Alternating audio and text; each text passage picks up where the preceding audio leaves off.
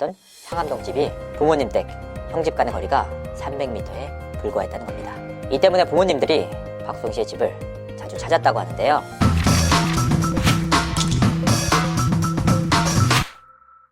시청자 여러분 안녕하세요. 연예인 유통형 이진호입니다. 방송인 박송 씨와 그의 영혼의 반려묘 다웅이의 근황이 전해져 관심이 쏠리고 있습니다. 박송 씨는 한동안 친형 박진홍 씨를 비롯한 가족과의 갈등으로 소가리를 했던 인물이죠. 얼마나 마음고생이 심했는지 무려 15kg나 빠진 수척해진 모습으로 주위에 안타까움을 사기도 했습니다. 그럼 그가 최근 밝은 모습으로 돌아왔는데요. 확인을 해보니까 박송 씨가 달라진 두 가지 이유가 있었습니다. 오늘 방송에서는 그가 심리적으로 안정을 찾게 된 배경에 대해 다뤄보도록 하겠습니다. 박송 씨는 20일 자신의 인스타그램 계정을 통해 이와 같은 글과 사진을 올렸습니다. 회장님이 직접 업무를 뛰는 건 힘드시니 다웅이 캐릭터가 탄생합니다. 일본에 루나와 지지가 있다면 한국에는 다웅이가 있습니다. 루나야, 지지야, 긴장하라옹. 검은 고양이 다웅. 공개된 사진에는 박송 씨가 처음 반려묘 다웅이와 인연을 맺었던 낚시터의 전경이 애니메이션 형태로 담겼습니다. 확인을 해보니까 박송 씨와 스튜디오 게일 측은 다웅이에 대한 애니메이션 콜라보레이션 형태로 기획에 나섰다고 합니다. 박송과 다웅이의 감동 사연을 접한 게일 측에서 먼저 박송 씨에게 제의를 해서 캐릭터화를 진행하기로 한 것인데요. 게일 스튜디오는 뽀롱뽀롱 뽀로로 3기, 꼬마버스 타요 2기 등을 제작한 경험이 있는 애니메이션 제작사입니다. 인기 애니메이션 롱롱죽게지의 제작사로도 잘 알려진 곳입니다.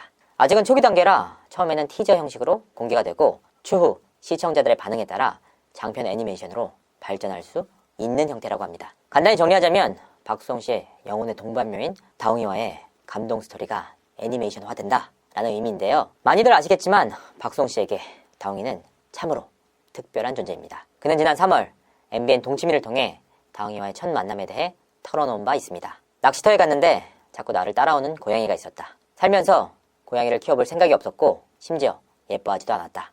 얘가 날 왜 따라오지 싶어서 데려왔는데 3시간 동안 내 품에 안겨있더라. 해가 뜨고 동물병원에 데려갔더니 혹이 달려있고 온몸에 기생충이 있었다. 치료 후 입양을 보냈다. 그런데 입양을 간 다웅이가 상태가 더 안 좋아지고 내가 TV에 나오면 알아본다는 소식에 다시 데리고 왔다. 이후 내가 어딜 가든 따라다닌다. 가장 힘든 한 해를 보내고 있어요. 정말 이 사람이 이래서 죽는구나. 인생이 무너지는 경험을 했어요. 잠을 못 잤는데 눈앞에 와서 저 잘 때까지 눈을 깜빡깜빡 해주더라. 이 같은 말과 함께 엄청난 눈물을 흘려 주위에 안타까움을 샀는데요. 당시 방송에서는 밝히지 않았지만 가족, 특히나 형과의 갈등으로 인해 박송 씨는 엄청난 스트레스에 시달렸다고 합니다. 특히나 이 영혼의 반려묘조차도 송이가 고양이를 만나면 망한다 라며 친형은 반대를 했다고 합니다. 그리고 3월 말 박송 씨와 다웅이의 유튜브 채널에는 한 폭로글이 공개됩니다. 간단히 정리하면 이런 내용입니다. 박송 30년 평생 1인 기획사 2개의 법인이 존재. 박송 출연료 모든 돈 관리 형이랑 형수가 함. 즉 박송이 버는 돈은 그들의 생계임. 돈줄이 끊기는 것에 대해 극도의 불안감을 느껴 박송의 결혼을 평생 반대함.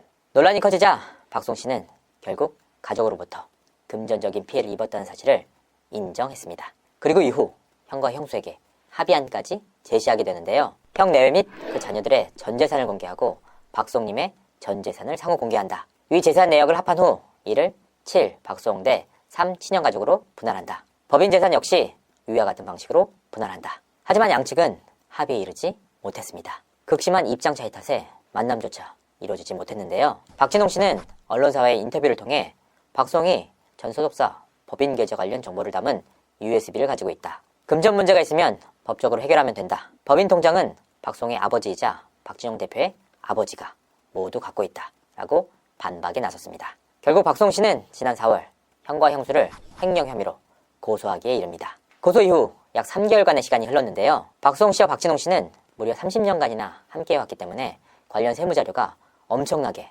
방대한 상황이라고 합니다. 그리고 이 자료들을 준비하느라 상당한 시간이 걸렸다고 합니다. 최근에는 관련 자료 검토와 증빙에 들어간 상태라고 하는데요. 이에 대해 박송 씨는 소송과 관련해 법률 대리인을 통한 공식 입장 이외에 어떠한 내용도 사적으로 밝히지 않고 있습니다.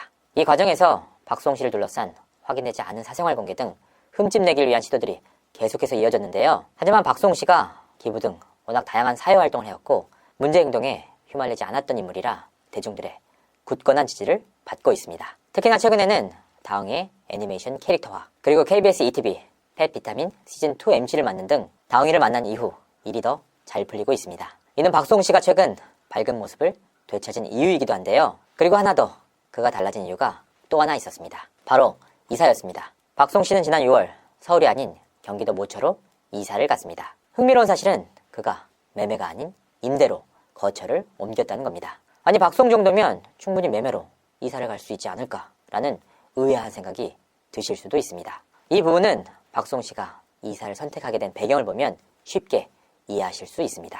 가장 대표적인 사건이 친형의 인터뷰를 통해 밝혀졌죠. 형과 갈등을 빚자 아버지가 망치를 들고 박수홍의 집을 찾아갔다라는 내용이었습니다. 대체 왜 이런 말을 했는지 사실 이해하기 힘들었습니다. 다만 형과의 갈등을 두고 가족들이 어떤 입장을 취하는지 엿볼 수 있는 발언이었는데요. 친형과 박수홍 씨의 갈등 문제에 있어 가족들은 친형 쪽 입장에 섰다라는 의미이기도 합니다. 특히나 가족들은 이 문제가 박수홍 씨의 새 여자친구 때문에 불거졌다라고 생각하는 모양새입니다. 문제는 박수홍 씨가 당시 거주하던 상암동 집이 부모님 댁, 형 집 간의 거리가 300m에 불과했다는 겁니다. 이 때문에 부모님들이 박수홍 씨의 집을 자주 찾았다고 하는데요. 아니 박수홍 씨 입장에서는 부모님들이 왜 자신의 집을 찾는지 알 수밖에 없는 상황이지 않습니까? 부모님과 직접 대면하진 못했지만 박수홍 씨가 워낙 효자다 보니까 이런 상황만으로도 엄청나게 괴로워했다고 합니다. 이를 보다 못한 지인들이 이사를 가는 게 어떻겠느냐라고 권유했다고 하는데요. 결국 박수홍 씨가 결정을 내렸고 박수홍 씨와 다홍이에게도 임시거처가 필요했던 것이죠. 박수홍 씨는 이사 이후 부모님들의 집 방문 문제에서 해방됐다고 합니다. 박수홍 씨 본인의 심정은 정확히 알 수 없지만 적어도 지인들이 보기에는